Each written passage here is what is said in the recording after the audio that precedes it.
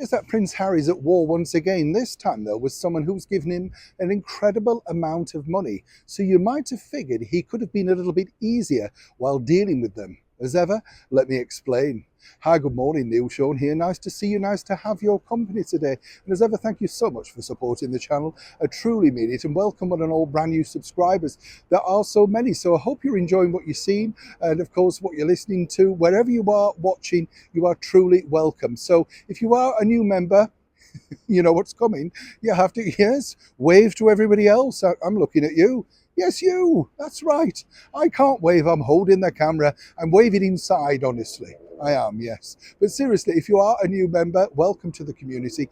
Thank you so much. We're a good, friendly group here. We're all friends. We share things, we share memories. And more importantly, it's all about being civil. You know, we don't like any nastiness. We're not cruel. We're not unkind. We're all battling in this world together. I think you get the picture. Now wave. Yep, yes. Oh, that's a lot better. Back as ever to your breaking roll. We're daft, aren't we? Back as ever to your breaking roll story of the day. Now, the story, as I say, you know, again, when you think about it, hot-headed Harry, as we like to call him, seemingly is beyond daft, you know? You have to think about it and think, well, if people are paying you a lot of money, you tend to play games, don't you? You know, play ball, as they say. You think, okay, I'll shut up, I'll do it. We've all had jobs like that. Doesn't matter what level you're at, you're seethingly angry inside, but you think, all right, I'll play along because, you know, I need the money. Well, you see, when you are from a very privileged background, as Prince Harry is, and more importantly, is just, you know, really petted and, you know, given fussed over, never really being told no, it's very difficult when you come out into the real world, as they're finding both Harry and Meghan as micro celebrities now. You know, not royals, just to, you know, at best, what is she? A podcaster that no one listens to. Not really particularly interesting people. But it's interesting for the publishers because his book, they keep trumpeting, is the fastest selling non-fiction book. I'd be a little bit dubious about the word non-fiction if I were you, but there you go. What's interesting here, though, is that they're now very angry with him.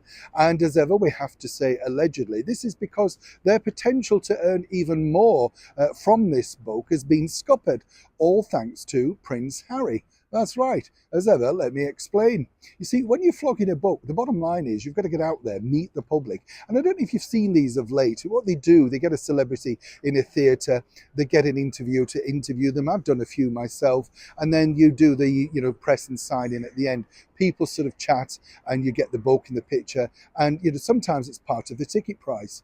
That's what they'd hoped to do with the former royal known as Prince Harry. But thanks to his ridiculous claims about chess pieces and the Taliban, simply can't happen. And the reason being is because the publisher now understands that the security would be phenomenal on that particular aspect. You know, wherever you went, you'd have to just do pop-ups, check all the audience, make sure that you had adequate security, security at the hotel. It's just too costly. Now, I'm not too sure whether anyone, as we told you before on previous videos, ever really went through this book and said to Harry, not a good idea, wouldn't put that in, this could jeopardize things. Seemingly not, as we've told you also. He was very happy with the contents of what he's put forward. But now, because they're losing money, now suddenly the publishers wake up and realize what a fool, possibly, he has now been. Now, of course, he could do things like Zoom chats, individual group sessions, but there's nothing like pressing flesh, one-to-one, picture, and then selling the book. And that's what Penguin Random House know all too well. And right now, things are looking, shall we say, a little bit strained. As ever, when I know more, you'll know more. Neil Sean in the very heart of London.